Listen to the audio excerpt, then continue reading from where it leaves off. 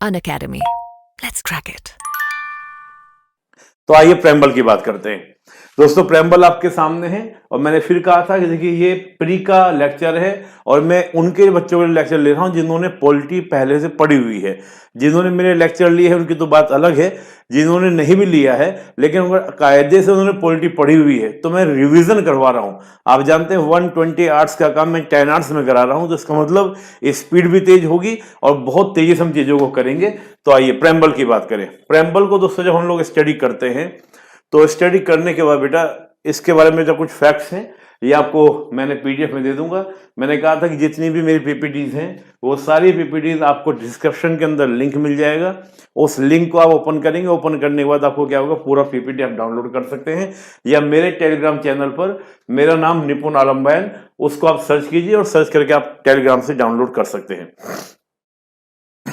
ये दोस्तों कुछ फैक्ट्स हैं, कुछ फैक्ट्स को आप देख लीजिएगा। दोस्तों जब हम प्रेम्बल को क्या करते हैं, स्टडी करते हैं, तो प्रेम्बल को स्टडी करने के बाद दोस्तों हमारे सामने ये 4 बातें दोस्तों निकल कर आती हैं। पहला, पूरा प्रेम्बल को जब हमने स्टडी किया तो पूरी प्रेम्बल को स्टडी करने के बाद हमारे सामने मूलभूत 4 बातें, बेसिकली 4 बातें समझ में आती हैं, 4 बातें निकल कर आती हैं। पहला कि भारत में सुप्रीम कौन है, सर्वोच्च शक्ति किसमें केंद्रित है। दूसरा, शासन व्यवस्था का स्वरूप, कि आपका जो बेटा पूरा गवर्नेंस सिस्टम है, यानी कि आपकी जो गवर्नेंस है वो कैसी है, पूरा आपका पॉलिटिकल सिस्टम कैसा है, ये आपको पता चलता है। और तीसरा, आपके राज्य का उद्देश्य क्या है, ऑब्जेक्टिव ऑफ द स्टेट। और अंतिम दोस्तों निकल के आती है तारीख की, किस संविधान को, किस तिथि को आपका क्या संविधान लागू हुआ। जैसे पहला तत्व आपका क्या है दोस्तों, पहला तत्व है सत्ता का स्रोत। सत्ता का स्रोत अगर हम बात करें कि हमारे सोर्स ऑफ अथॉरिटी कौन है, और वो है पीपल ऑफ इंडिया, यानी कि भारत की जनता। ये क्लियर कैसे होगा, क्लियर होता है प्रेम्बल की फर्स्ट और लास्ट लाइन से। फर्स्ट लाइन है we the people of India, हम भारत के लोग इस संविधान को adopt and give to ourselves, यानी कि अंगीकृत, अधिनियमित और आत्मकृत करते हैं। बेटा अंगीकृत यानी कि एडॉप्ट का मतलब होता है अपने अंग के रूप में, अपने हिस्से के रूप में। जिस प्रकार मां अपने पुत्र या पुत्री को अपने हिस्से के रूप में स्वीकार करती है, उसी प्रकार हम भी अपने संविधान को अपने पार्ट, अपने शरीर के अंग, अपने हिस्से के रूप में स्वीकार करते हैं। और अगला है आपका बेटा अधिनियमित यानी कि इनेक्ट, अर्थात वाद विवाद के बाद क्या करना, पारित करना। किसी भी मुद्दे को डिस्कशन के बाद पारित कौन कर सकता है दोस्तों, जिसके पास उसकी अथॉरिटी होती है। तो संविधान पास किसने किया, संविधान पास किया जनता ने। आप कहेंगे सर नहीं, संविधान सभा ने पास किया, तो भाई संविधान सभा भी कौन थी, संविधान सभा में तो जनता के ही रिप्रेजेंटेटिव थे।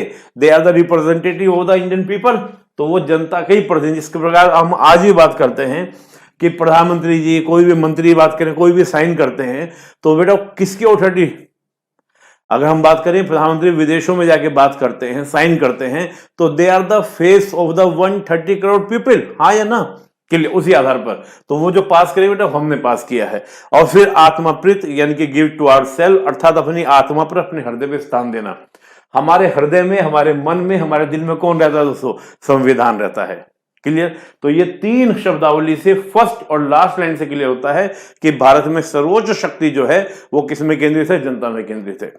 फिर बेटा बात करें शासन व्यवस्था का स्वरूप। शासन व्यवस्था का स्वरूप को दोस्तों याद करने के लिए मेरे पास एक कोड है जो मैंने बनाया हुआ है, सपस पलक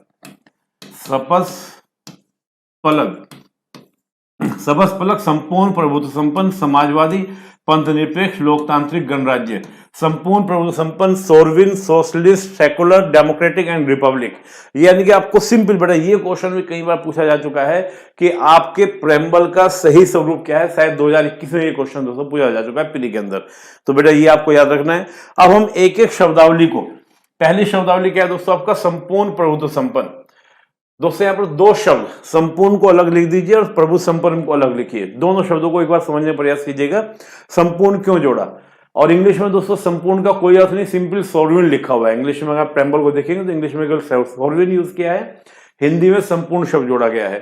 हालांकि सोवरिन शब्द अपने आप में ही पर्याप्त है। सोवरिनिटी का या सोवरिन का अर्थ होता है इंटरनल और एक्सटर्नल मामलों में निर्णय लेने की आजादी, यानी कि हमारे ऊपर जब भी हम कोई निर्णय लें, कोई डिसीजन ले, हमारी सरकार कोई निर्णय ले, क्योंकि राज्य का निर्णय अर्थात सरकार का निर्णय, राज्य तो हमको दिखता नहीं, मानचित्र देखकर हम बोल देते हैं भारत राज्य, लेकिन सरकार हमको काम करते हुए दिखती है, हमको प्रधानमंत्री दिखते हैं, विदेश मंत्री दिखते हैं, रक्षा मंत्री दिखते हैं, गृह मंत्री दिखते हैं काम करते हुए।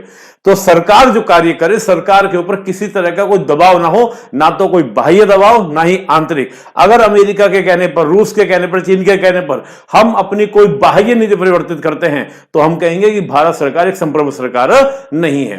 और अगर हम अपनी इंटरनल पॉलिसीज चेंज करते हैं किसी भी सरकार के दबाव में आकर, किसी देश के दबाव में आकर, या आंतरिक किसी संगठन के दबाव में आकर, किसी संस्था, किसी व्यक्ति के दबाव में आकर, तो वो भी कहा जाएगा कि भारतीय सरकार एक संप्रभु सरकार नहीं है। तो क्या हम संप्रभु हैं? दोस्तों यह भी बड़ा प्रश्न है, लेकिन ये मेंस का विषय हो जाता है, मैं इस पर ज्यादा जाऊंगा नहीं। बस मैं इतना कहूंगा कि आज सार्वभौमिककरण के दौर में, यानी कि ग्लोबलाइजेशन के दौर में, अगर आज किसी देश को हम ये कहें कि वो पूर्ण रूप से सोवरिन है, तो कोई भी नहीं, चाहे वो अमेरिका हो, चाहे वो चीन हो, क्योंकि आपस में क्या है, डिपेंडेंसी है, अर्थात आपस में क्या निर्भरता है, चाहे इंपोर्ट एक्सपोर्ट के माध्यम से बात करें या अन्य और मामलों से बात करें, तो अंतर निर्भरताएं हैं। निर्भरताएं उसी को बेटा कहा भी होगा, सुना भी होगा कि जब हम कोविड-19 के दौर को देखते हैं तो कोविड-19 के दौर में क्या आत्मनिर्भरता की दौर चला है ना, ग्लोबलाइजेशन से किसकी ओर हम लोग क्या सेल्फ डिपेंडेंट बनेंगे। सभी देशों ने दोस्तों मोटा ये पॉलिसी को क्या एडॉप्ट किया था।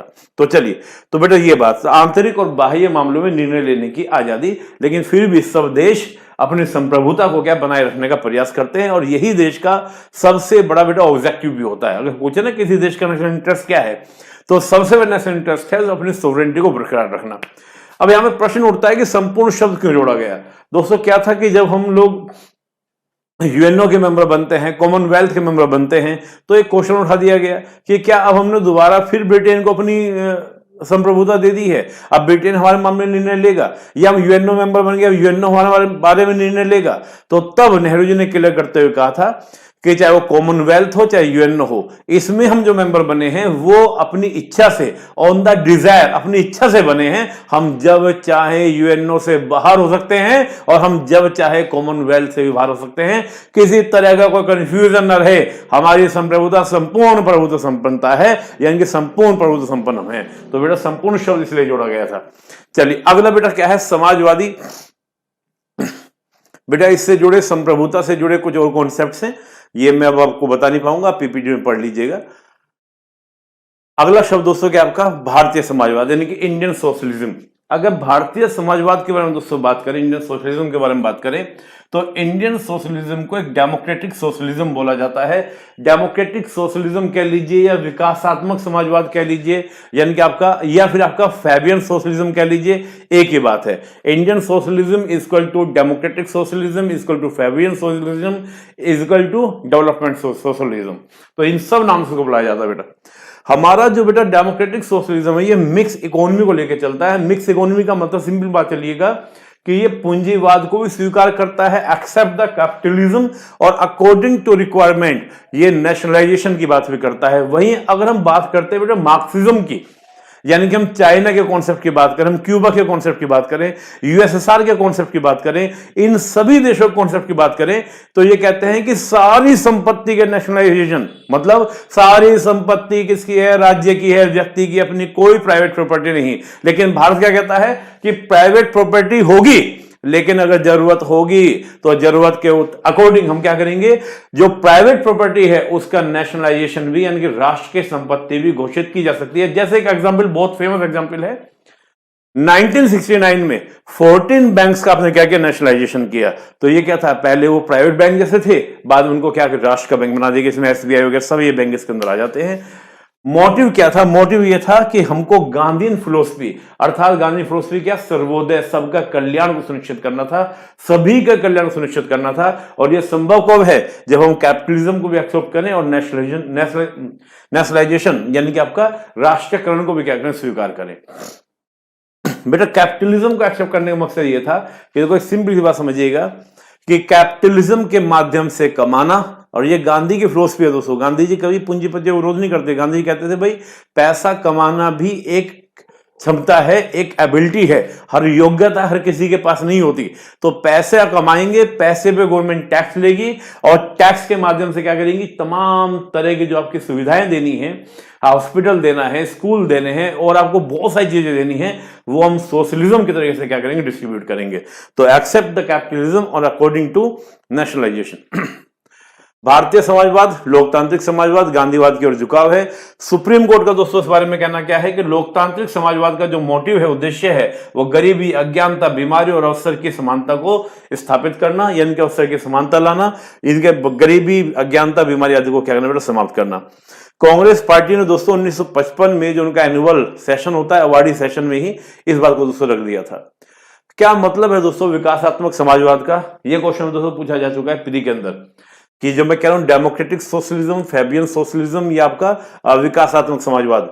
दोस्तों जो विकासात्मक समाजवाद है वो लोकतांत्रिक मेथड में विश्वास करता है। एक तो बेटा आपका है मार्क्स का, जिसकी आइडियोलॉजी पर हम बात करें चीन के अंदर, जिसकी आइडियोलॉजी हम बात करें यूएसआर के अंदर, कम्युनिस्ट रिवोल्यूशन आती है, वो कहते हैं क्रांति के माध्यम से समानता आएगी। जबकि भारतीय समाजवाद, लोकतांत्रिक समाजवाद ये कहता है नहीं, क्रांति की जरूरत नहीं है, लोकतांत्रिक तरीके पर्याप्त हैं, डेमोक्रेटिक प्रोसीजर पर्याप्त है, संवैधानिक साधन जो है, जो आपके कॉन्स्टिट्यूशनल जो आपकी वैल्यूज हैं, शांतिपूर्ण तरीके से भी, जरूरत नहीं है वायलेंस करे, जरूरत नहीं कि बंदूक की नाल पर समानता लाई जाए, संवैधानिक साधनों से भी क्या हो सकती है, इक्वालिटी आ सकती है। तो कोई टेंशन नहीं होती, इससे लाई जा सकती है निश्चित तरह से, मैं आपको बता चुका हूं। और दूसरा क्या है, प्रोग्रेसिव टैक्सेशन, यानी कि प्रगतिशील करारोपण। प्रगतिशील करारोपण का मतलब आप देखते हैं 10%, 20%, 30%, 40%, जो ये आप टैक्स का स्लैब देखते हैं बेटा, यही बात है कि हम प्रगतिशील क्या करेंगे, टैक्स लगाएंगे और उसी टैक्स के माध्यम से हम क्या करेंगे, जन कल्याण की योजनाओं को चलाएंगे। जबकि दोस्तों जो साम्यवादी, मार्क्सवादी और वैज्ञानिक समाजवाद, जैसे मैंने कहा चीन, यूएसएसआर, क्यूबा, नॉर्थ कोरिया, ये सब कंट्री दोस्तों इसी को मानते थे, कहते थे कि समानता आएगी खूनी क्रांति के माध्यम से, है ना, equality coming on the gun barrel point, तो वो गन के माध्यम से उसकी बात करते थे। बेटा एक आपका और कॉन्सेप्ट है बाजारवादी समाजवाद, मार्केट सोशलिज्म। बेटा मार्केटिंग सोशलिज्म जो है ये चीन ने अडॉप्ट किया। चीन पहले तो बेटा समाजवादी यानी कि माओ से तुंग ने जो किया वो मार्क्स की आइडियोलॉजी को लेकर किया, लेकिन माओ से तुंग की मृत्यु के बाद चीन ने क्या किया, बाजारवादी समाजवाद यानी कि मार्केट सोशलिज्म को एक्सेप्ट किया। इसमें उन्होंने क्या किया दोस्तों, आम लोगों को मूलभूत सुविधाएं, शिक्षा, स्वास्थ्य आदि दी और साथ ही वितरण में लोगों की आवश्यकताओं पर क्या दिया, ध्यान दिया। चीन ने किया दोस्तों, चीन ने अपने देश के अंदर छोटे छोटे क्या बनाए, ग्रुप्स बनाए और क्षेत्र बनाए कि उन पर सेल्स डेवलप किया, है ना, स्पेशल इकोनॉमिकल जोन डेवलप किया, कि कहा यहां पर जो चलेगा वो तो पूरा पूंजीवादी सिस्टम से क्या प्रोडक्शन करेंगे, लेकिन जब डिस्ट्रीब्यूशन करेंगे तो हम समाजवादी तरीके से करेंगे। तो ये था बेटा आपका बाजारवादी समाजवाद, उसने दोनों को क्या कर दिया, मिक्स कर दिया। बेटा अगला शब्द आपका क्या है, पंथ निरपेक्ष सेकुलर। बेटा प्लीज स्पीड में चल रहा हूं, अगर मैंने कहा था कि कोई भी कॉन्सेप्ट आपको क्लियर ना हो तो आप कमेंट में डाल दीजिएगा, उस कॉन्सेप्ट का बेटा हम डिटेल वाला वीडियो आपको भेज देंगे, उसी के साथ कमेंट साथ मैं डिटेल आपको वीडियो लिंक कर दूंगा ताकि आप उसको डिटेल में सुन सके, जान सके। बेटा सेकुलर, सेकुलर क्या अर्थ है सेकुलर का? बेटा पहले तो जाने कि वर्ल्ड में 3 टाइप ऑफ कंट्री होते हैं। एक तो होता है बेटा नास्तिक राज्य यानी कि एथिस्ट स्टेट। एथिस्ट स्टेट बेटा वो होते हैं जो किसी भी धर्म को राज्य का धर्म मानते नहीं है। मोटा मोटा दिमाग में रखना, जितने भी साम्यवादी देश हैं, समाजवादी देश हैं, वो धर्म को मानते ही नहीं। अब देखिए कौन कौन है, चीन है, यूएसएसआर है, क्यूबा है ना, ये सारे कंट्री बेटा इसके अंदर आपके आ जाएंगे। ये सारे country, China, north Korea, Vietnam, Cambodia, Cuba, सब इसके अंदर आएंगे। फिर बेटा आपका थ्योक्रेटिक स्टेट यानी कि धर्म तंत्र संबंधी राज्य। बेटा ये वो राज्य होते हैं जो किसी एक धर्म को ज्यादा मान्यता देते हैं, जैसे हम सऊदी की बात करें, ये सब कंट्री बेटा उस type country, Saudi Arabia, Iran, Vatican city, Pakistan, Burma, ये सब उस कंट्री में। सेकुलर स्टेट बेटा क्या है, ये धर्म के मामले में तटस्थ, या फिर हम ये कहें कि धर्म के मामले में सर्वधर्म संभाव की नीति। अब इसको थोड़ा समझिएगा, जैसे यूएस से थोड़ा सा तटस्थ हो जाता है, जबकि हम लोग क्या तटस्थ नहीं बल्कि सर्वधर्म संभाव की ओर मूव कर जाते हैं। तो उसको थोड़ा समझना पड़ेगा। पहले तो देखिए तो पाश्चात्य जो पंथ निरपेक्षता है यानी कि वेस्टर्न सेकुलरिज्म है, इसके जो प्रमोटक हैं यानी कि इसको जो स्थापित करने वाले, इसको जो प्रमोट किया था वो होली उयेक ने किया था दोस्तों। इनका कहना यह था कि राज्य की गतिविधि में धार्मिक गतिविधि सम्मिलित नहीं हो सकती, कि state activities and religious activities both are not going together. ये कौन बोल रहा है दोस्तों? वेस्टर्न सेकुलरिज्म बोल रहा है, इंडियन सेकुलरिज्म इसके अलग बोल रहा है। गांधी जी बोलते थे कि धर्म विहीन राजनीति व्यर्थ है, नैतिकता विहीन राजनीति व्यर्थ है, वो होनी नहीं चाहिए। हम उसको उल्टा बोलेंगे, अभी मैं बताऊंगा क्या बोलेंगे हम लोग। पश्चिम में दोस्तों क्या थी, धर्म एक समस्या थी, क्योंकि वहां पर क्या था, धर्म सत्ता के रूप में, तो पोप की सत्ता। हमारे यहां कभी भी दोस्तों पोप की सत्ता, पोप की सत्ता मतलब हमारे धार्मिक गुरुओं की सत्ता नहीं रही है। हमारे यहां राज्य ने हमेशा धर्म को साथ लेके चला है। आप चाहे महाभारत में देखें, चाहे रामायण में देखें, राजा जो है धार्मिक जो धर्म गुरु वगैरह होते हैं उनको साथ में लेके चले हैं। कभी ये नहीं कि राजा के ऊपर धर्म गुरु बैठा हो। लेकिन वहां पर दोस्तों क्या, पोप की सत्ता थी, राजा और पोप में क्या झगड़ा हुआ था। तो बेटा यही गांधी जी भी बोलते थे कि पश्चिम में धर्म समस्या थी, क्योंकि वहां धर्म के सत्तावादी रूप ने अंधकार युग को, यानी कि डार्क एज को दोस्तों क्या उत्पन्न किया था, भारतीय पंथ निरपेक्षता। भारतीय पंथ निरपेक्षता, सर्वधर्म समभाव, इसमें दोस्तों कई बार बोल देते हैं सर्व धर्म सद्भाव की बात भी बोल देते हैं। अभी हम समझेंगे सर्वधर्म समभाव की नीति क्या है। भारतीय पंथ निरपेक्षता कहती है कि राज्य गतिविधि, धार्मिक गतिविधि एक साथ चल सकती है। हम अपनी स्टेट एक्टिविटीज को करते हुए अपनी रिलीजियस एक्टिविटीज को लेकर चल सकते हैं। हम मंदिर में जाएं, हम ऑफिस में जाएं, गवर्नमेंट हॉस्पिटल कहीं भी जाएं, कोई भी गवर्नमेंट ऑफिस में जाए तो हम तिलक लगाकर, टोपी लगाकर, कुछ भी बेटा, तब पगड़ी पहनकर हम जा सकते हैं। हमको पूरी बेटा आजादी है, पूरी फ्रीडम है। भारतीय पंथ निरपेक्षता जो है दोस्तों आर्टिकल 25 से 28 में पूर्ण रूप से व्यवस्थित है। गांधी जी का दोस्तों हम बात करें तो धर्म शब्द का जो प्रयोग उन्होंने किया, ये दो अर्थ में किया। एक तो जनरल यानी कि आपका रिलीजन के रूप में उन्होंने लिया, रिलीजन कह लीजिए, धर्म कह लीजिए, मजहब कह लीजिए, उससे लिया। लेकिन अगर फिलोसफिकल हम बात करें तो उन्होंने वही लिया जो मनु ने लिया, गीता ने लिया, रामचरितमानस ने लिया, यानी कि सर्व कर्तव्य पालन, जैसे पुत्र धर्म, पितृधर्म, राजधर्म, है ना, विद्यार्थी धर्म, अध्यापक धर्म। ये जो धर्म शब्द है इसको सर्व कर्तव्य पालन की सेल्फ ड्यूटी से लिया। पंथ निरपेक्षता और सर्वधर्म, भारत में गांधी जी कहते हैं कि भारत में, ये गांधी जी कहना दोस्तों, भारत की समस्या धर्म नहीं बल्कि सांप्रदायिकता है। यानी कि हमारे हम देखें तो धर्म हमारे यहाँ इशू नहीं है, हमारे यहाँ इशू क्या है, कम्युनलिज्म इशू है। सांप्रदायिकता का समाधान कब होगा, जब संप्रदायों में प्रेम की भावना होगी, अर्थात सर्वधर्म समभाव, यानी कि सर्वधर्म समभाव होगा, ना कि पंथ निरपेक्षता। वो पंथ निरपेक्षता का दोस्तों विरोध करता है। आप सोच रहे होंगे क्या है सर्वधर्म समभाव। तीन शब्द दोस्तों आते हैं, सहिष्णुता, सद्भाव और तीसरा आपका समभाव। इसको समझिएगा। सहिष्णुता का मतलब है कि सहिष्णुता का मतलब है एक दूसरे को बर्दाश्त करना, इसमें बराबरी का भाव नहीं है। ठीक है, तू अपने को मान, तो अपने को मान, लेकिन बर्दाश्त कर, यह है सहिष्णुता, यानी कि आपका टॉलरेंस। दूसरा बेटा क्या, सर्वधर्म सद्भाव। इसमें बेटा क्या, दूसरे के प्रति अच्छा भाव, तो हाँ तुम्हारा धर्म अच्छा है, तुम्हारा धर्म अच्छा है, लेकिन अपने इक्वल नहीं लेके चल रहे हैं। ये कुछ वैसे ही है जैसे जैन का स्वायत्तवाद है ना। तो हम लोग बोल सकते हैं सद्भाव, है ना, सर्वधर्म सद्भाव की बात हो रही है। फिर समभाव का क्या, कि सभी धर्म बराबर है और सभी में ईश्वर का एक तत्व है। गांधी जी बोलते थे सर्व धर्म समभाव में आओ। सद्भाव में क्या है कि तुम्हारा भी अच्छा, हमारा भी अच्छा, इतने तक था। लेकिन गांधी समभाव में क्या कह रहे हैं, जितना प्यार तुम अपने धर्म से करते हो उतना ही प्यार तुम दूसरे धर्म से भी अगर कर पाए तो यह है समभाव, यानी कि सभी धर्मों में एक ही बात है। जो विवेकानंद का क्या कहा करते थे, विवेकानंद कहा करते थे कि हम उस मान्यता को मानने वाले हैं कि जिस प्रकार सभी नदियां जाके आखिर में समुद्र में मिल जाती हैं, तो उसी प्रकार विभिन्न मतों को मानने वाले लोग उस परमात्मा में विलीन हो जाते। परमात्मा एक ही है, ईश्वर अल्लाह तेरो नाम, तो एक ही बेटा, एक ही बात है ना। मुंडे मुंडे मती भिन्ना, वो वाली बात है बेटा। अगला शब्द बेटा आपका क्या है, डेमोक्रेसी, लोकतंत्र। आइए बेटा इसको समझिएगा। लोकतंत्र बेटा आप जानते हैं डेमोक्रेसिया यानी कि जनता का शासन, जनता का तंत्र। लेकिन बेटा जब हम लोकतंत्र की बात करते हैं तो लोकतंत्र का जो बेटा मॉडल आया वो आपका यूके से, जिसको हम लोग भारत में बोलते हैं तो वेस्टमिनिस्टर मॉडल से आया। यहां बेटा क्या है, आपका संसदीय सर्वोच्चता होती है, पार्लियामेंट्री सुपरमेसी होती है। अब जैसे हम ब्रिटेन की बात करें बेटा, पार्लियामेंट्री सुपरमेसी कितनी ज्यादा है। वहां यह बोला जाता है ब्रिटेन के अंदर कि ब्रिटेन की संसद एक काम नहीं कर सकती, स्त्री को पुरुष, अब तो वो भी संभव है, लेकिन हम ये कह सकते हैं एडल्ट को चाइल्ड और चाइल्ड को एडल्ट नहीं बना सकते, बाकी सब कुछ कर सकते हैं। आप सोचो कितनी सुप्रीम है वहां पर। सुप्रीम कोर्ट भी, ये तो अब 2009 में अलग हुआ है, नहीं तो सुप्रीम कोर्ट भी इसके अंदर था। किसके अंदर, पार्लियामेंट के अंदर। पार्लियामेंट इतनी पावरफुल वहां पे दोस्तों थी। ये बेटा बहुमत का शासन की बात करते हैं कि जिसके पास बहुमत है उसका शासन होगा, मेजोरिटी के शासन होगा, मेजोरिटी जिसके पास है उसका शासन होगा। राष्ट्राध्यक्ष भी तो वहां पे क्या होगा, वंशानुगत, यानी कि ऑन द बेस हेरिडिटी होगा, वंशानुगत, राजा का बेटा राजा। एक दोस्तों वहां पे क्या है, जैसे आपका लॉर्ड वहां पे दो, हम देखें उसकी पार्लियामेंट की बात करें तो दो उसके भाग है, जैसे हमारे यहाँ पे दो हाउस हैं ऐसे वहां भी दो हाउस हैं, house of Commons, house of Lord. Lord में बेटा बहुत सारे ऐसे हैं जो आपका हेरिडिटी बेसिस क्या होते हैं, मेंबर होते हैं। मैं इसको पढ़ा रहा हूं, उसे मैं बता रहा हूं बेटा। लोकतंत्र की दोस्तों जो परिभाषा है वो अब्राहम लिंकन की परिभाषा, अब्राहम लिंकन की परिभाषा बेटा आपका गणतंत्र से ज्यादा मैच करती है। ये कैसे मैच करती है हम उसको बात करेंगे। लोकतंत्र को बेटा अगर हम बात करें तो सीमित अर्थ में लोकतंत्र को क्या लिया गया, मतलब बहुत ही लिमिटेड अगर हम वर्ड में बात करें तो विधि का शासन और रूल ऑफ लॉ जहां पर हो, बहुमत का शासन जहां पर हो, इनके आपका मेजोरिटी का शासन हो, बहुदलीय प्रतिस्पर्धा का शासन हो, बहुत सारी पार्टीज होनी चाहिए, सिविल सर्विस वहां पे होनी चाहिए, ये सीमित अर्थ में। लेकिन जब हम लोकतंत्र को एक ब्रॉड कॉन्सेप्ट में लेंगे यानी कि व्यापक अर्थ में लेंगे तो बेटा इसका अर्थ है तत्वात्मक। तत्वात्मक मतलब सामाजिक और आर्थिक लोकतंत्र की स्थापना करे, जो केवल और केवल क्या सामाजिक यानी कि राजनीतिक तक नहीं बल्कि सामाजिक और आर्थिक दोनों को लेकर चले, राजनीतिक प्रणाली नहीं बल्कि लोकतांत्रिक मूल्यों को भी लेकर चले।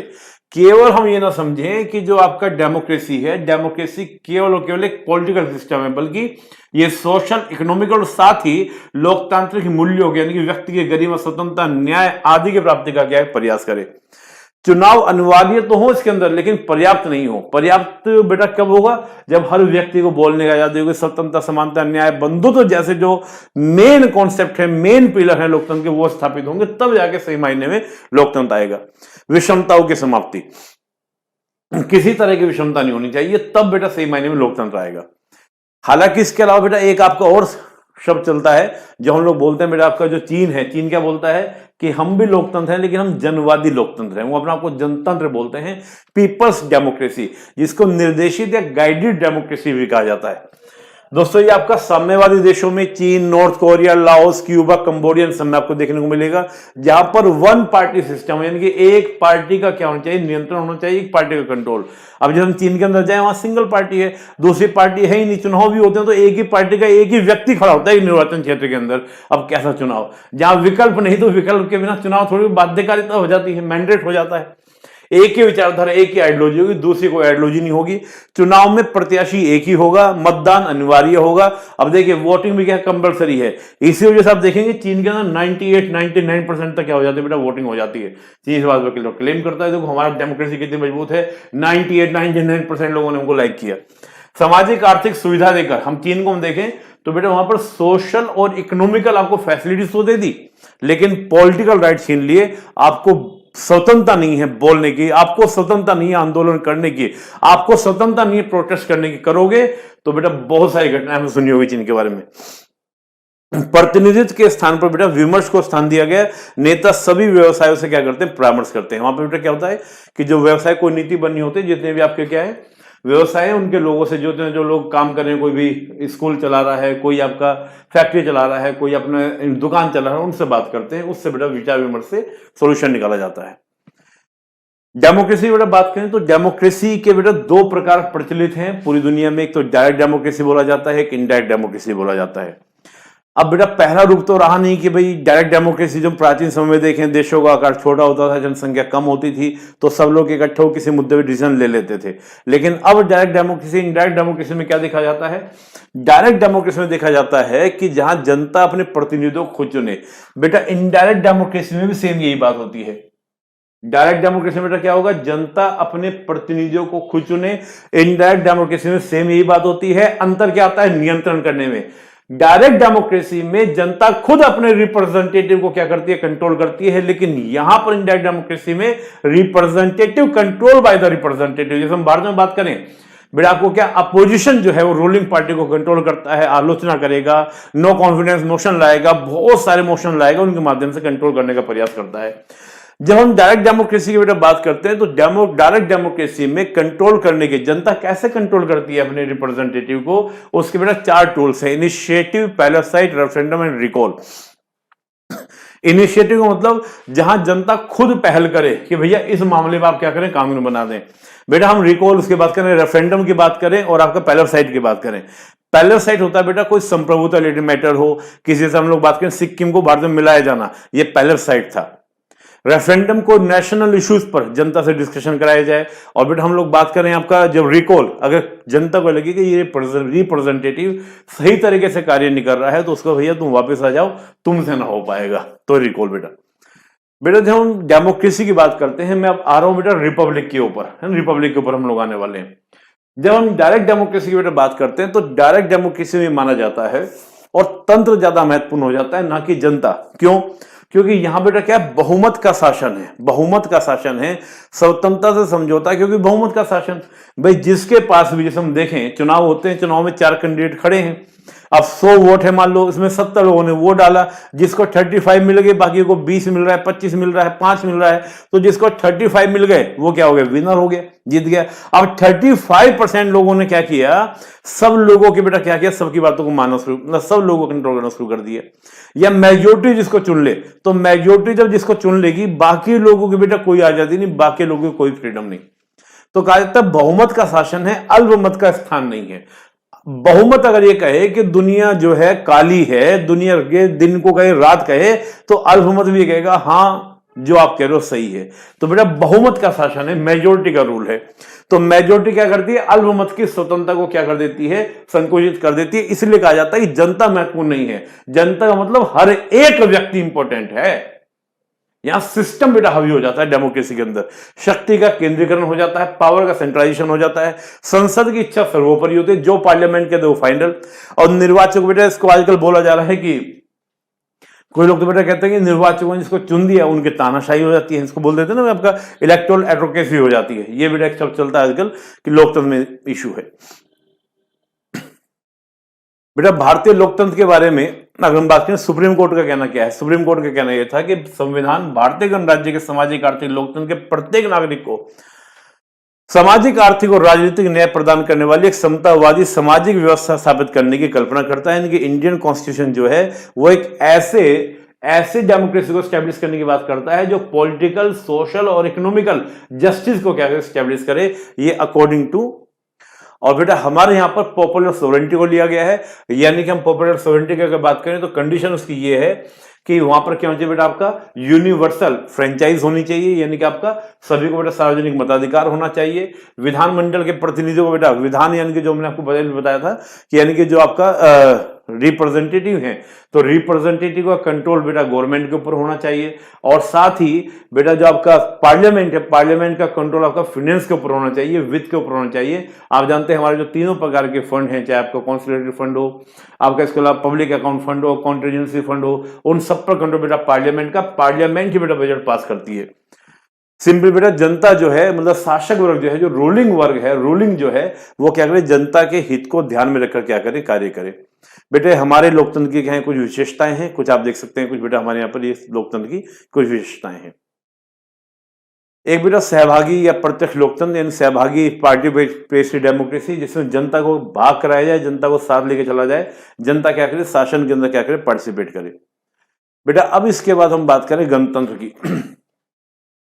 तो आपने जो बेटा लोकतंत्र की कमी देखी, अब बेटा उसी वजह था। अब देखें कि अमेरिका ने बेटा गणतंत्र को स्वीकार किया। अमेरिका के संविधान में लोकतंत्र शब्द का प्रयोग नहीं है, अमेरिका के कॉन्स्टिट्यूशन में लोकतंत्र वर्ड का प्रयोग नहीं हुआ है, बल्कि गणतंत्र शब्द का यानी कि रिपब्लिक वर्ड का यूज किया गया है।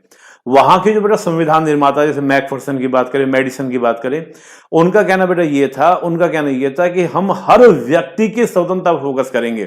तो गणतंत्र का बेटा सिंपल सा अर्थ है, साधारण सा पहले ये है, रेस प्लस पब्लिका अर्थात सार्वजनिक संबंध।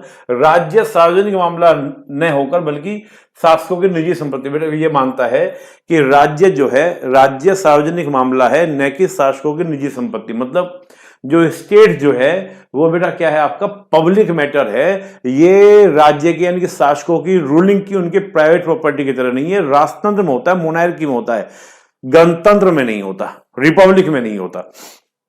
राज्य जो है बेटा, स्टेट किसका है, वो पीपल का है, जनता का है, ये बोलता है। तकरीबन 156 कंट्री बेटा क्या करते हैं, शब्द का प्रयोग करते हैं। वर्तमान में बेटा गणतंत्र का अर्थ सीधा सीधा लगाया जाता है स्वतंत्रता और सहभागिता, यानी कि फ्रीडम और आपका पार्टिसिपेटरी, इन दो अर्थों से बेटा लगाया जाता है। यहां पर तंत्र नहीं बल्कि जनता पर फोकस है, लोग यानी जनता की इच्छा पर, जनता की स्वतंत्र फोकस है।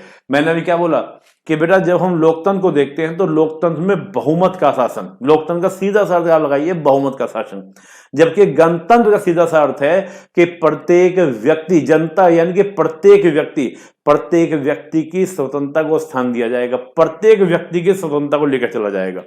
अमेरिका को देखिए बेटा, अमेरिका गणतंत्र, इन्होंने बेटा लोकतंत्र शब्द को प्रयोग नहीं किया। संविधान की सर्वोच्चता को स्वीकार करेंगे, पार्लियामेंट की सुपरमेसी को स्वीकार किया ताकि स्वतंत्रता और अधिकार को यानी कि जो फ्रीडम और राइट्स उनको स्थान दिया सके, फंडामेंटल राइट्स को स्थान दिया सके। हालांकि संविधान की सर्वोच्चता जो इसकी बात वहां के संविधान निर्माताओं ने पार्लियामेंट उसकी कॉन्स्टिट्यूशन की सुपरमेसी की जो कल्पना की थी या स्थापना जो की थी, व्यवस्था जो की थी, वो बाद में बेटा जुडिशरी की सुपरमेसी बन गई। आप देखें अमेरिका में जुडिशरी बहुत क्या ताकतवर है बेटा, वहां पर जो संविधानवाद यानी जो कॉन्स्टिट्यूशनलिज्म है वो शक्ति पृथक्करण यानी कि सेपरेशन ऑफ पावर और चेक एंड बैलेंस के द्वारा बेटा चलता है।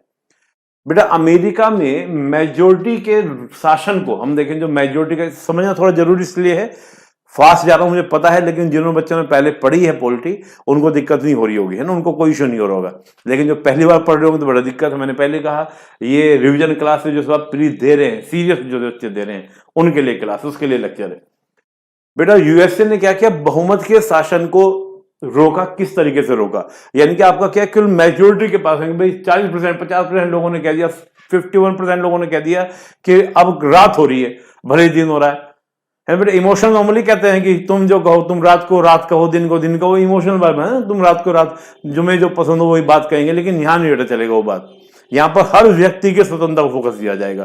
कैसे रोका उन्होंने बहुमत के शासन को, उन्होंने कैसे रोका, राष्ट्रपति का निर्वाचन सीधे जनता से नहीं बल्कि राष्ट्रपति का निर्वाचन मंडल से होता है। देखिए बेटा आप देखेंगे कि अमेरिका में जो चुनाव होता है, चुनाव कैसे होता है कि जनता क्या करती है, निर्वाचक मंडल को चुनती है। हर प्रांत में बेटा सीटें निर्धारित होती हैं, वहां से डेमोक्रेटिक और रिपब्लिक चुनकर आते हैं, दो ही पार्टी हैं, दोनों पार्टी के प्रतिनिधि चुनकर आते हैं।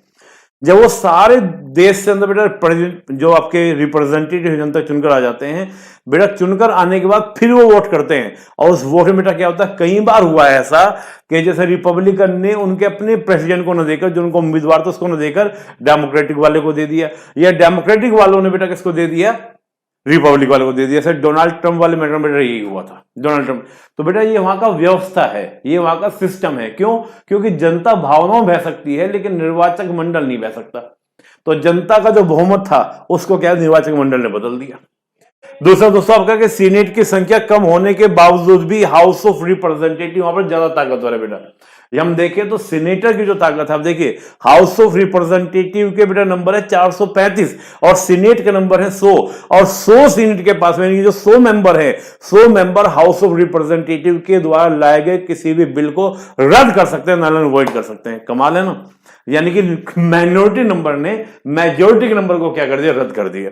और बेटा गणतंत्र है तो लोकतंत्र, लेकिन लोकतंत्र है जरूरी नहीं है, बड़ी अच्छी लाइन बेटा लिखी यहां पर, गणतंत्र है तो लोकतंत्र होगा ही होगा, लेकिन हर लोकतंत्र में बेटा गणतंत्र हो ऐसा जरूरी नहीं है, ठीक है ना। हर लोकतंत्र गणतंत्र, हम ब्रिटेन की बेटा बात करें, जब बेटा हम गणतंत्र की बात करते हैं तो गणतंत्र के अंदर कुछ खास फीचर्स होने चाहिए बेटा। एक तो आपका हेड ऑफ स्टेट, यानी कि हेड ऑफ स्टेट अलग होता है, हेड ऑफ गवर्नमेंट अलग होता है बेटा। कई बार head of state, head of government एक हो सकता है, जैसे हम अमेरिका में देखें तो head of state and head of government दोनों एक होते हैं, लेकिन भारत में हम देखें तो हेड ऑफ स्टेट और हेड ऑफ गवर्नमेंट दोनों अलग अलग बेटा होते हैं भारत के अंदर, इंडिया के अंदर। वंशानुगत बेटा on the base of identity, किसी के पास कोई राइट नहीं होना चाहिए। जितनी भी बेटा पब्लिक पोस्ट है सभी के लिए क्या होनी चाहिए, उपलब्ध होनी चाहिए। लोकप्रिय संप्रभुता यानी पॉपुलर सोवरेंटी होनी चाहिए। राजनीतिक संप्रभुता बेटा लोगों में, जनता में क्या होनी चाहिए, उपस्थित होनी चाहिए। किसी भी तरह का बेटा स्पेशल प्रिविलेज नहीं होना चाहिए, किसी भी तरह का स्पेशल प्रिविलेज नहीं। और कोई भी कार्य बेटा जन्म से तय नहीं होना चाहिए, जन्म से बाय बर्थ नहीं, बाय बर्थ नहीं। जैसे जाति सिस्टम अगर है तो बेटा वो सही रिपब्लिक नहीं।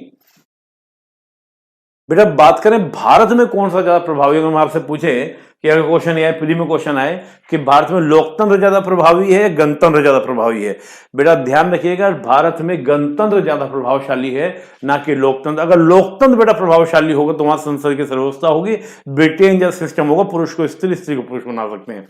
तो बेटा हमारे यहाँ पर लोकतंत्र हावी नहीं है, हमारे यहाँ हालांकि दोनों है, लोकतंत्र भी है गणतंत्र भी है, लेकिन अगर पूछे प्रभावी कौन सा है, डेमोक्रेसी या रिपब्लिक, तो हम कहेंगे रिपब्लिक। रिपब्लिक कैसे बेटा, सुप्रीम कोर्ट ने मौलिक ढांचे के आधार पर, मौलिक ढांचे को बेस बनाकर संविधान की सर्वोच्चता को बरकरार रखा है। नहीं तो पार्लियामेंट अगर सुपरमेसी होती तो बेटा संविधान की सर्वोच्चता बरकरार न रहती। अब बेटा हम लोग रिपब्लिक हैं, आप जानते हैं रिपब्लिक कब बने, 26 जनवरी 1950 को बने। हालांकि संविधान बेटा बनकर तैयार हो गया था आपका कब, संविधान 26 नवंबर 1949 को बनकर तैयार हो गया था। हालांकि कुछ प्रावधान उसी दिन लागू हो गए थे। आपको ये भी पता होगा कि 26 जनवरी 1930 को बेटा हमने क्या किया था, अपना इंडिपेंडेंस डे डिक्लेयर किया था। 26 जनवरी 1930 से लेके 1947 तक हम 26 जनवरी को ही अपना इंडिपेंडेंस डे बनाते रहे थे। लेकिन आप जानते हैं कि 47 में बेटा हमको आजादी मिली, 15 अगस्त को मिली। तो लेकिन क्या था, 26 जनवरी हमारे इमोशन जुड़ चुके थे, पिछले 17 सालों से हम बनाते आ रहे थे। तो कहा एक काम करते हैं, इस दिन हमको क्या करते हैं, संविधान लागू कर देते हैं। और संविधान बेटा जब लागू हुआ तो इसको रिपब्लिक डे क्यों कहा गया। रिपब्लिक डे बेटा कहने का कारण क्या था, कारण बेटा ये था, सिंपल सा कारण था कि 26 जनवरी 1950 तक बेटा क्या था, हम 1935 के एक्ट से बेटा शासित होते रहे थे। आपको पता होगा जब 1947 का इंडिपेंडेंट एक्ट आप देखेंगे तो उसमें क्या लिखा था कि जब तक अपना संविधान नहीं बना लेंगे तब तक 1935 का एक्ट क्या होगा, लागू होगा। अर्थात 26 जनवरी 1950 से पहले हम ब्रिटेन के द्वारा पारित लॉ के माध्यम से चल रहे थे, उससे शासित हो रहे थे, हमारी व्यवस्था चल रही थी। और ब्रिटेन द्वारा पारित लॉ मतलब यानी कि राजतंत्र के द्वारा पारित लॉ था बेटा। इसका बेटा क्या हुआ आपका, इसके बाद बेटा आपका खुद का हुआ। आप देखो इस पर देख भी सकते हैं, ये बेटा समझ जाएंगे इस बात को देखकर। आप देखिए 1947 से लेके 48 तक पहले आपका माउंट बैटन रहे और फिर बेटा आपका क्या रहे, चक्रवर्ती राजगोपालाचारी। यहाँ पे क्या लिखा है, गवर्नर जनरल लिखा है। लेकिन जैसे ही बेटा आपका संविधान लागू हुआ 25 जनवरी के बाद 26 जनवरी को, बेटा देखिए यहाँ पे कौन सा नाम लिखा गया, प्रेसिडेंट, इंटरिम प्रेसिडेंट, अंतरिम राष्ट्रपति। और बेटा फिर बाद में आपको 1952 चुनाव में वो राष्ट्रपति बेटा बन गए। वर्ल्ड में देखें तो बेटा 3 तरह के आपको रिपब्लिक देखने को मिले, यहाँ प्रेसिडेंट्री सिस्टम, आपका सेमी प्रेसिडेंट्री सिस्टम और आपका बेटा पार्लियामेंट्री रिपब्लिक। अमेरिका में देखें तो बेटा अमेरिका में प्रेसिडेंट्री सिस्टम है। आप अगर सेमी प्रेसिडेंट की बेटा बात करें तो बेटा आपका रशिया के अंदर यहाँ पर राष्ट्रपति द्वारा नियुक्त बेटा कार्यपालिका होती है, यानी कि प्रेसिडेंट ही क्या करते हैं बेटा, प्रधानमंत्री को नियुक्त करते हैं और उसके बाद आपका मंत्रियों को भी प्रेसिडेंट ही करते हैं। बेटा पार्लियामेंट्री मतलब हम बात करें पार्लियामेंट्री रिपब्लिक बेटा भारत के अंदर आपको देखने को मिलेगा, जहां पे हेड ऑफ स्टेट और आपका हेड ऑफ गवर्नमेंट दोनों अलग अलग बेटा आपके होंगे। फिर बेटा आपका राष्ट्रतंत्र यानी कि मोनार्की। राष्ट्रतंत्र बेटा क्या है कि आपका सर्वोच्च पद या सर्वोच्च पद मैं कहूं हेड ऑफ स्टेट। इसके अलावा बेटा कुछ पब्लिक पोस्ट भी क्या होती हैं, वो on the base of heredity होते हैं। ब्रिटेन की हम बात करें केवल राजा ही नहीं बेटा हेरिडिटी के बेस पर है, वहां पे मैंने कहा हाउस ऑफ लॉर्ड में बेटा बहुत सारे मेंबर ऐसे हैं जो on the base of heredity है, उसको बेटा कहा जाता है कि आपका मोनार्की। मोनार्की बेटा आपका 4 प्रकार का दुनिया में देखने को मिलता है आपको, constitutional monarchy, semi constitutional monarchy, आपका कंप्लीट यानी कि एब्सोल्यूट मोनार्की और बेटा आपका वन पार्टी स्टेट। जहां पर हम देखिए कॉन्स्टिट्यूशनल मोनार्की जैसे यूके के अंदर, भूटान के अंदर, थाईलैंड, जापान, मलेशिया, बेटा यानी कि यहाँ पर जो आपका जो हेड ऑफ स्टेट होगा वो केवल और केवल क्या होगा, नाम मात्र का होगा। रियल पावर जो होगी बेटा वो किसके पास में होगी, पीएम या मंत्री परिषद के पास में होगी। सेम ही बेटा जहां पर हम देखेंगे जहां पर रॉयल्टी कार्यकारी व कार्यकारी शक्ति राजशाही के पास में, मतलब कुछ हम देख सकते हैं कुछ कार्यपालिका और कुछ लेजिस्लेटिव पावर के सम्राट के पास में होती है, जैसे आपका ओमान। जहां बेटा कंप्लीट की हम बात करें तो पूरा बेटा कंट्रोल किसका होता है, सम्राट का होता है, यानी कि आपका जो सुल्तान कह लीजिए या सम्राट कह लीजिए उसका बेटा पूरा कंट्रोल होता है। बिल्कुल पुराना वाला सिस्टम यहाँ पे चल रहा है बेटा। एक पक्ष जैसे चीन के अंदर, यहाँ बेटा एक ही पार्टी का सिस्टम रूल आपको देखने को मिलता है। तो बेटा हमने जाना संपूर्ण प्रभुत्व संपन्न समाजवादी पंथनिरपेक्ष लोकतांत्रिक गणराज्य, डिटेल्स हमने पढ़ा लेकिन थोड़ा तेजी स्पीड में। अब हम बेटा बात करते हैं ऑब्जेक्टिव ऑफ द स्टेट, कि भारत राज्य का ऑब्जेक्टिव क्या है, यानी कि आपका लक्ष्य क्या है, टारगेट। तो बेटा देखें हम वेलफेयर स्टेट, तो अगर आपसे पूछे कि भारतीय राज्य का उद्देश्य क्या है, what is the objective of our political system, तो then you say our objective is to establish a welfare state. अब बेटा वेलफेयर स्टेट एक तो बेटा वेस्टर्न वाले मानते हैं, वेस्टर्न वाले कहते हैं कि मैक्सिमम टू मैक्सिमम लोगों का अगर आप डेवलपमेंट कर देते हैं तो हम कहेंगे आप एक वेलफेयर स्टेट हैं। लेकिन हमारे यहाँ बेटा गांधी जी कहते हैं भाई आपने मैक्सिमम टू मैक्सिमम के कल्याण की बात कर दी, तो ये बताओ कि जो मिनिमम लोग हैं, यानी कि जो आपके बहुत ही कम लोग जो बचे, जिनको आप माइनॉरिटी बोल दे रहे हैं, उनके कल्याण की जिम्मेदारी कौन लेगा? बेटा माइनॉरिटी का संबंध भारत के संदर्भ मत लीजिएगा कि हम लोग कहीं इसको माइनॉरिटी रिलीजन से जोड़ दें। माइनॉरिटी यानी कि ज्यादा लोगों के विकास की हमने बात कर दी, तो मिनिमम लोगों के डेवलपमेंट की बात कौन करेगा? तो गांधी जी कहते हैं हम बात करेंगे सभी के विकास की।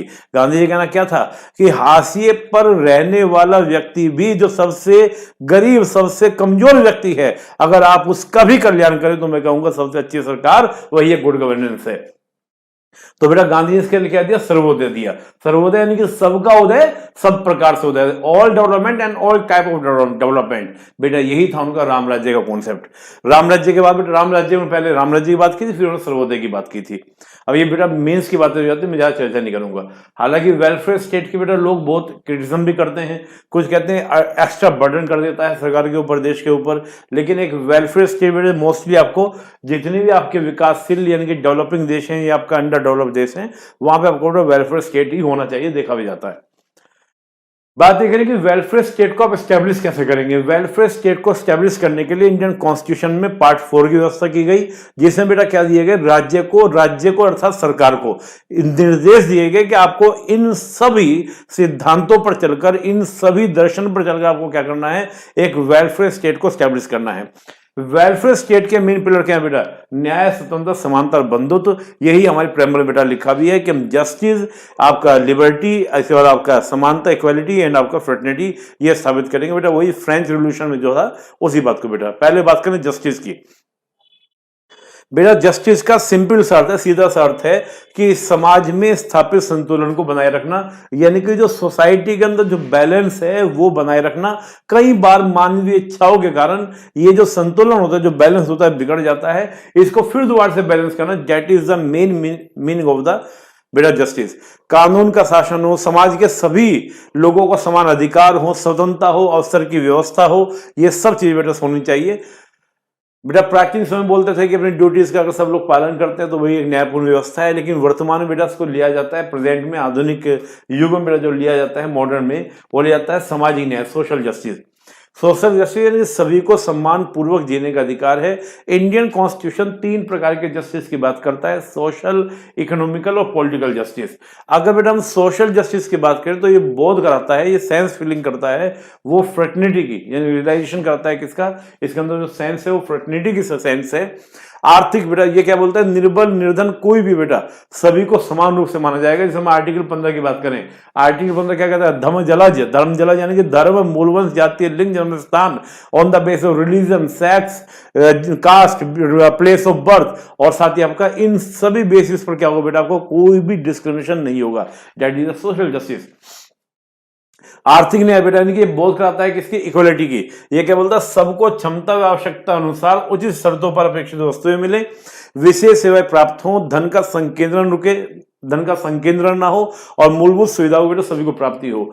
मतलब क्या है कि सभी को कम से कम बेसिक नीड्स की जो वस्तुएं हैं, रोटी, कपड़ा और मकान, इसके अलावा बेटा तो बहुत सारी चीजें, फ्री का वाईफाई, फ्री की बिजली, फ्री सब चीजें बेटा प्राप्त होनी चाहिए। इसके अलावा राज्य का बेटा जो पैसा है वो एक जगह केंद्रित ना हो, जो हम आर्टिकल 39 पढ़ेंगे उसमें बेटा डिटेल से दिया गया है। इंडियन कॉन्स्टिट्यूशन के अंदर अगर कोई आर्टिकल है जो इकोनॉमिकल जस्टिस को स्टैब्लिश करता है तो वो है आर्टिकल 39 को बेटा हम डिटेल से पढ़ेंगे। उसके 6 क्लोज हैं, उनको हम डिटेल से जानेंगे तो हम लोग समझ जाएंगे इस बात को। बेटा फिर आपका राजनीतिक न्याय बेटा, ये इसके अंदर जो सेंस है वो किसका है बेटा? आपका फ्रीडम का सेंस है। ये क्या बोलता है कि सार्वजनिक नीति यानी पब्लिक पॉलिसी जितनी बनती हैं उनमें सभी के क्या होना चाहिए? पार्टिसिपेशन होना चाहिए। ये कैसे होगा? सभी को जब बोलने का अधिकार होगा। अगर सरकार की किसी नीति से कोई व्यक्ति नाराज है, कुछ उसको लगता है दिक्कत होती है, वो अपनी बात को रख सकता है, बोल सकता है। ये है बेटा पॉलिटिकल जस्टिस। आपको सभी को बेटा वोट देने का अधिकार है। भाई अगर आप वोट देते हैं, अपने रिप्रेजेंटेटिव को चुनते हैं, और रिप्रेजेंटेटिव जो पॉलिसी बना है वो आप ही तो बनाने हैं बेटा। ये व्यवस्था हमारे यहाँ पे की गई आर्टिकल 19, 326 के माध्यम से। बेटा हम जस्टिस की बात करें तो हमारे यहाँ पर वितरक न्याय स्टैब्लिश किया गया है, जिसमें आपका सामाजिक न्याय और आर्थिक न्याय दोनों को। लेकिन जब बेटा सामाजिक न्याय, सोशल जस्टिस बोलते हैं तो सोशल जस्टिस में ऑलरेडी तीनों जस्टिस शामिल हो जाते हैं, political, economical and social justice. सामाजिक न्याय बेटा आपका क्या हुआ, सामाजिक राजनीतिक और तीनों न्याय समझ जाते हैं, और ये बेटा आपका रशियन जो रिवॉल्यूशन था उसका बेटा बेस था। भारत में बेटा जब न्याय की बात करें तो भारत के न्याय में बेटा आपका तात्विक यानी कि सब्सटेंशियल जस्टिस और साथ में नेचुरल जस्टिस दोनों को बेटा साथ में लिया गया। ये क्वेश्चन में बेटा बन सकता है, पूछ सकता है प्री में कि कौन सा न्याय, तो हम बेटा तात्विक न्याय। तात्विक न्याय का बेटा मतलब सिंपल सा ये है कि सभी को बेटा क्या होनी चाहिए, जो बेसिक नीड्स है प्राप्त होनी चाहिए। हम बेटा जो प्रोसीजरल जस्टिस है यानी कि सबको बराबर रूप से बांट दो, नहीं भाई, सबको बराबर रूप से बांटने की जरूरत है, जिसको जरूरत है उसको दो ना। अब मान लीजिए आपने कहा कि हम सबको 1-1 किलो क्या देंगे, आम देंगे हम सबको 1 किलो मैंगो देंगे, तो भाई जो पूंजीपति है वो तो वैसे ही उस मैंगो खाएगा नहीं, क्यों देना उसको। तो उससे बेटा बात की प्रोसीजर जस्टिस से नहीं, बात है कि समानता आई नहीं, ये मकसद है देखने का। नेचुरल जस्टिस बेटा, हम नेचुरल जस्टिस को बेटा मानते हैं। नेचुरल जस्टिस क्या मानता है, प्रकृति व्यक्ति को क्या मानती है, विवेकशील मानती है। और विवेकशील व्यक्ति बेटा क्या हो सकता है, वो सही गलत का क्या कर सकता है, निष्कर्ष निकाल सकता है।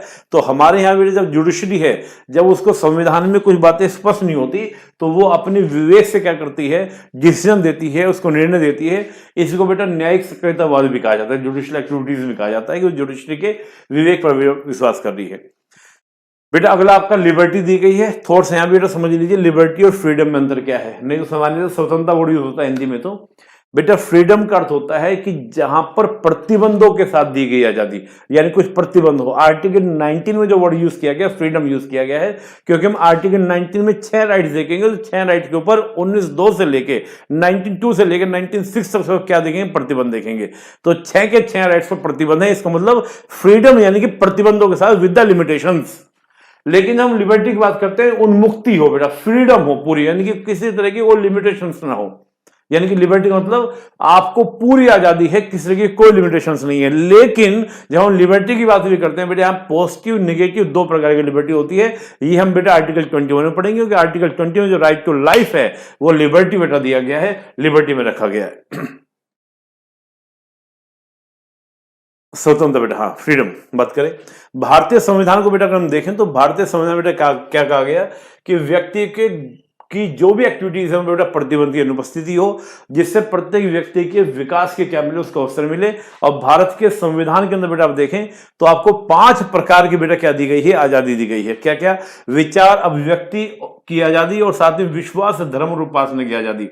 विचार अभिव्यक्ति की यानी कि right to freedom of speech, right to express है ना बेटा, ये आपका आर्टिकल 19, हम डिटेल से पढ़ेंगे इसको बाद में। और विश्वास धर्म उपासना को यानी कि बिलीव कर सकते हैं आप, किसी रिलीजन को स्वीकार कर सकते हैं आप, कोई वर्शिप को एक्सेप्ट कर सकते हैं। आपका मन करे आप रोजे रखिए, आपका मन करे आप मंदिर जाइए, आपका मन करता है कि आप गुरुद्वारे में जाइए, आपका मन करता है आप चर्च में जाइए, जो भी रिलीजन को आप मानते हैं जिसके अकॉर्डिंग आप वर्शिप करना चाहें आप कीजिए। आर्टिकल 25 से 28 बेटा दिया गया है। बेटा इक्वलिटी का मतलब बेटा समता। ध्यान रखिए बेटा 2 शब्द हैं, एक तो इक्विटी होता है, एक होता है इक्वलिटी। इक्वलिटी बेटा कहता है सभी को एक जैसा व्यवहार कर दो, लेकिन इक्विटी कहते हैं कि सभी को एक जैसा व्यवहार किया तो क्या उससे समता स्थापित हुई, इक्वालिटी आई? आप देखेंगे नहीं आई। क्यों, क्या हुआ, आपने सभी को 2 चारों को एक साइकिल दी, लेकिन जब ये बच्चा है, ये जो दिख रहा है व्यक्ति, ये बेटा साइकिल को चला नहीं पा रहा, तो क्या फायदा हो समानता का व्यवहार करने का। जिसको जैसी जरूरत हो बेटा वैसा होना चाहिए, दैट इज इक्वालिटी। अब देखिए छोटे बच्चों को आपने साइकिल इतनी बड़ी पकड़ा दी, छोटी साइकिल दी तो ठीक से चला पा रहा है, तो जिसको जैसी जरूरत हो। बेटा अगर हम पारंपरिक परंपरागत समाज को देखें तो परंपरागत तो बेटा जो समाज था वो कहता था कि विषमता यानी कि जो डिसइक्वालिटी है वो नेचुरल है। आप पुरुष ईश्वर ने प्रकृति ने आपको बनाया है, महिला आपको ईश्वर ने बनाया है, आपको बनाया है। ईश्वर ने पहाड़ बनाए, नदी बनाए, सबको अलग अलग बनाए हैं। आप इक्वलिटी क्यों कर रहे हो, इक्वलिटी लाने का प्रयास क्यों कर रहे हो। लेकिन मॉडर्न एरा में एक आ जाता है कि भाई आपने प्रकृति को भी तो क्या किया है, अपने अकॉर्डिंग मॉडिफाई किया है ना। तो जब मॉडिफाई किया है तो ये तर्क कहां से लगेगा, ठीक है आपने कहा नाक मुंह चेहरे सब अलग है, लेकिन शरीर में बहने वाला रक्त तो एक जैसा है। अब उसमें भी कहते हैं सर हमारा ए पॉजिटिव हमारा बी पॉजिटिव है, हमारा ए प्लस है, ये नहीं भाई, ये तो बात, रंग तो एक जैसा है, फिर बताइए रंग तो एक जैसा है, ये व्हाइट हो गया नीला हो गया, ऐसा तो है नहीं। तो कहा कि मॉडर्न एरा में ये सब पुरानी बातें चलेगी, विषमता नेचुरल है, नहीं भाई नेचुरल नहीं है। भारत का संविधान बेटा क्या करता है, समता की बात करता है, प्रतिष्ठा और अवसर की समता। बेटा प्रतिष्ठा और अवसर की समता मतलब क्या है कि समाज में किसी वर्ग के लिए किसी विशेषाधिकार का अभाव होना, यानी कि वीआईपी नहीं चलेगा, वी आर द वीआईपी, विशेषाधिकार होना यानी कि वीआईपी होना, वीआईपी नहीं चलेगा। और दूसरा बेटा किसी भी भेदभाव के बगैर नागरिकों को बेटा क्या इक्वल अपॉर्चुनिटी मिलनी चाहिए, यानी कि आपका समान रूप से क्या मिलनी चाहिए, समानता, अवसर की समानता मिलनी चाहिए। बेटा भारत का जो संविधान है, इंडियन जो कॉन्स्टिट्यूशन है, वो आपका नागरिक समानता, राजनीतिक समानता, आर्थिक समानता, तीनों प्रकार की समानता की बात करता है। आर्टिकल 14 से 18 बेटा आप देखेंगे तो सिटीजन इक्वालिटी, आर्टिकल 325 326 देखेंगे पॉलिटिकल इक्वालिटी, और आप इकोनॉमिकल इक्वालिटी की बात करेंगे तो आर्टिकल 39 बेटा दी गई है। बेटा अवसर की समानता, यानी कि हम देखें जो अवसर की समानता, इक्वलिटी ऑफ द अपॉर्चुनिटी, बेटा सोशल और इकोनॉमिकल इक्वलिटी से मतलब है इसका। अगर हम देखें तो इक्वल अपॉर्चुनिटी की बात बेटा ऐसे की गई है। अवसर की समानता बेटा कल्याणकारी राज्य के विकास से जुड़ी है, यानी कि एक वेलफेयर स्टेट से जुड़ी है बेटा, वेलफेयर स्टेट के कॉन्सेप्ट से बेटा जुड़ी है। किसी भी कार्य करने के लिए समान मूलभूत सुविधाएं उपलब्ध कराना, जैसे शिक्षा, स्वास्थ्य, आवास, पेयजल, न्यूनतम आजीविका की बेटा सुविधा उपलब्ध कराना, ये बेटा आपका जरूरी है। और अवसर की समानता को प्रभावी रूप से लागू करने के लिए सकारात्मक कार्य, अफर्मेटिव एक्शन, इसके अलावा बेटा आपका क्या, संरक्षणात्मक भेदभाव, यानी कि आपका डिस्क्रिमिनेशन होनी चाहिए, डिस्क्रिमिनेशन, रिजर्वेशन वगैरह बेटा आपको होना चाहिए। हालांकि मैं इसको पढ़ेंगे हम लोग कहाँ पढ़ेंगे, जब हम लोग आरक्षण आर्टिकल 16 में बताऊंगा तब मैं इसको थोड़ा बताऊंगा कि भाई आपका आरक्षण वो अफर्मेटिव एक्शन बेटा लिया गया कि जितने भी देश हैं बेटा जो आपके पीछे रह गए, जो पिछड़े बैकवर्ड लोग हैं, उनको अपलिफ्ट करने के लिए कुछ बेसिक चीजें देनी होंगी ताकि वो समाज में सबके सामने आए। तो बेटा तभी वो क्या होगी, अवसर की समानता होगी। तो अवसर की समानता का बेटा मोटा सा मीन है अफर्मेटिव एक्शंस होने चाहिए, यानी कि आरक्षण होना चाहिए। बेटा इसके बाद अगला जो वर्ड है वो बेटा आपका फ्रेटर्निटी, यानी कि बंधुत्व, यानी कि भाईचारे की भावना। भाईचारे की बेटा भावना का अर्थ क्या है कि बेटा अपनेपन की भावना, भाईचारे की भावना, बंधुत्व का जो उद्देश्य है यानी कि फ्रेटर्निटी का जो मोटिव वो क्या है बेटा, व्यक्ति की गरिमा को इंश्योर करना, यानी डिग्निटी ऑफ द इंडिविजुअल। हर व्यक्ति की अपना क्या है वजूद है और उसके वजूद को क्या करना, स्वीकार करना। ये नहीं कि तुम ऐसे हो तुम वैसे हो, नहीं भाई, सबका इंडिविजुअल क्या है, उसका व्यक्तित्व है, उसकी पर्सनैलिटी है, उसके बेटा डिग्निटी को मेंटेन करना। और दूसरा राष्ट्र की एकता, यानी कि नेशन की यूनिटी। यूनिटी का सिंपल सा अर्थ है इमोशनली अपने आपको समझना कि वी आर इंडियन, ना कोई धर्म, ना कोई जाति, ना कोई वर्ग, ना हम यूपी के, ना हम बिहार के, ना गुजरात के, ना महाराष्ट्र के, ना हम हिंदू हैं, ना हम सिख हैं, ना मुस्लिम हैं, पंजाबी, कुछ नहीं है। हम पहले क्या है, ना हम ब्राह्मण है, ना क्षत्रिय, ना वैश्य है, ना शूद्र है, कुछ नहीं है, केवल क्या है, इंडियन है। That is the unity, that is the unity. तो जब बेटा हम यूनिटी की बात करते हैं तो बेटा उसी से आती है आपकी इंटीग्रिटी, यानी कि भौगोलिक रूप से अलग होना।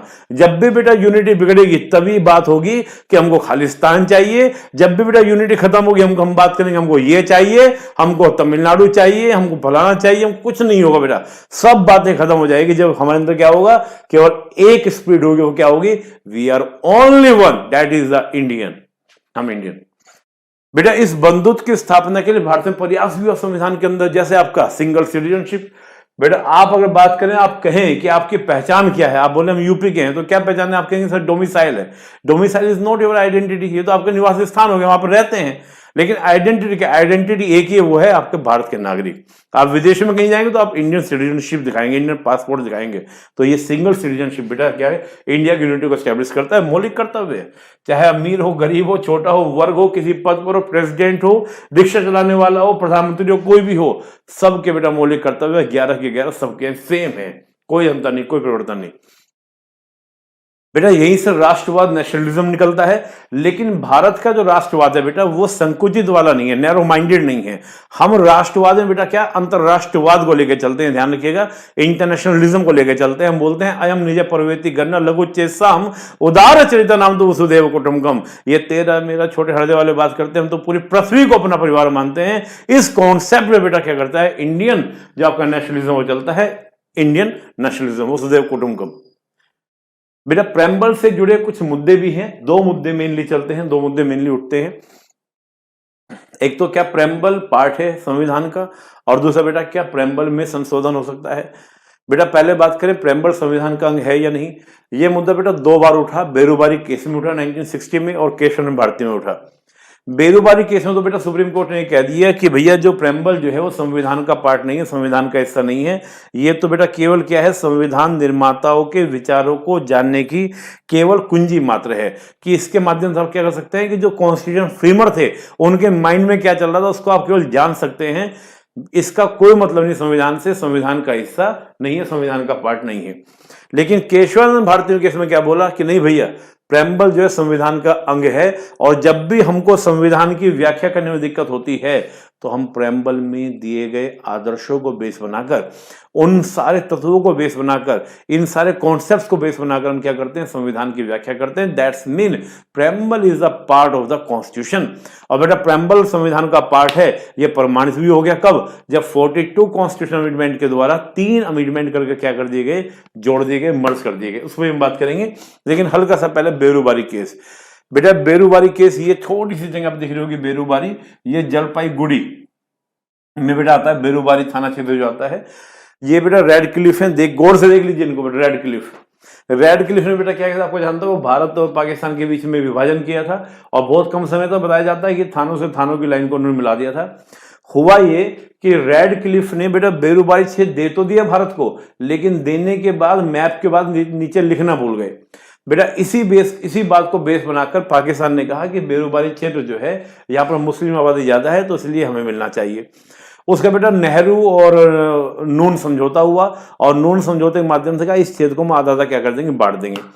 आधा आधा बांटने की सहमति हुई, लेकिन बेटा कुछ अड़चने आ गई। अड़चने क्या आ गई, अड़चने ये आई कि जनता का सवाल ये था, जनता ने सवाल किया सरकार से कि भाई भारत अपना कोई क्षेत्र किसी दूसरे देश को क्यों दे सकता है।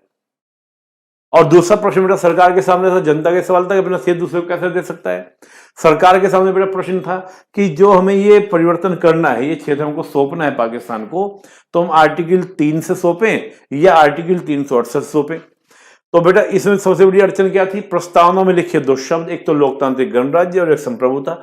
जब हम लोकतांत्रिक गणराज्य की बात करते हैं तो जनता मालिक है, जनता ने सरकार को चुना है, और जिस सरकार को जनता ने चुना है तो मालिक जनता है, सरकार क्या होगी, जस्ट लाइक सेवक। तो क्या सेवक को अधिकार है अपने मालिक को किसी और को सौंप दे कि आज से तुम हमारे मालिक नहीं फलाना के मालिक होंगे, ऐसे कैसे हो सकता है। और फिर बेटा संप्रभु, कि एक संप्रभु देश को दूसरा संप्रभु देश दबाव कैसे डाल सकता है, उससे क्या कह सकता है।